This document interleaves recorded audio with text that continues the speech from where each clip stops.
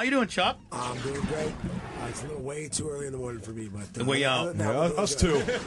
Now we got a bunch of shit to show you. One, Kurt Angle calls the show all the time. Okay. Really good friend of the show. And Kurt seems to think that in 6 months, if he had 6 months of training, that he could take you. And Chuck, the last time we had you in, we had Tito in. So we're that show that likes to kind of fuck with people a little bit. So we wanted to at least play you the audio clips. Here's the reason why I want to go with Chuck Lidell is because I'm not that stupid to go striking with him. I'm gonna be ankle biting the hell out of him. All right, there's the first. And just so you know, Chuck's one of the best sprawlers in the game. Your takedown defense. Tito couldn't. That's what Tito prides himself on, being able to take him down and couldn't get you. Right. Kurt, now let me ask you a question. Would you? Yeah. Could you get a Couture, a Lidell, or a Tito? Could you get them on, like if you're just straight folk style wrestling? Could you get them on their back and pin them in less than 3 minutes? The only one I couldn't is Randy. I beat him probably 15-0, but Randy is an Olympic wrestler, and he knows the game, and I just don't think that Tito Ortiz is a good enough wrestler. And Chuck Liddell obviously is not a wrestler at all. I'm not going to sit here and blow smoke up my ass. We just fucked up. We had Chuck going so good. I was a Division I wrestler, and actually, I wrestled a lot longer than Tito did, and at a school that they were our rivals, actually, Bakersfield, where he wrestled for a little bit. You were like Cal Poly, right? I was at Cal Poly. Hold on, we really fucked it up. We were doing so good with Chuck, and now we just got him completely fucking sideways. Stand by.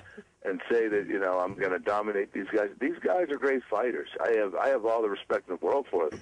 But when I study them, and I don't just watch, I study them. When I study them, I have not seen. They are very slow. They're very methodical. Now, Chuck, let me ask you a question. Two questions. Never been hit. That's true. He's never been hit. He's never been hit.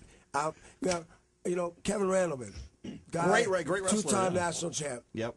Would have took me down, probably straight wrestling. Probably had no problem taking me down anytime he wanted to.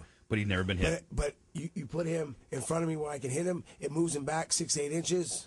Because if he gets close enough to hit me to take a good shot, he's close enough to get hit. So I'm gonna hit him. If he's close enough to shoot a single or a double, he's close enough to get struck. Punched. Right. So, and a guy like Kurt is going to shoot in really hard and catch a really hard right hand, catch a really hard knee while he's shooting in real hard. Now let me ask you a question, Chuck. Hey, then what's he going to do once he gets on top of me? He's going to sit on top of me and pin me? Well, okay, great. Chuck, let me ask you a question. Hurt me, I'll get up. I'll get off my back. In the overall sport, like, for instance, regardless of who won in the Tito Chuck, it was a huge moneymaker. It was a great pay-per-view. It was a great gate. It was great for the sport. Would this, if this was to happen, if he could get into training, would it be a big moneymaker? Would it be a big draw? Would this be a big draw? Chuck, you versus a Kurt Angle deal? I don't know. It depends on. If he's got a big fan base, I suppose, from the WWE stuff. But, and what would you be your prediction?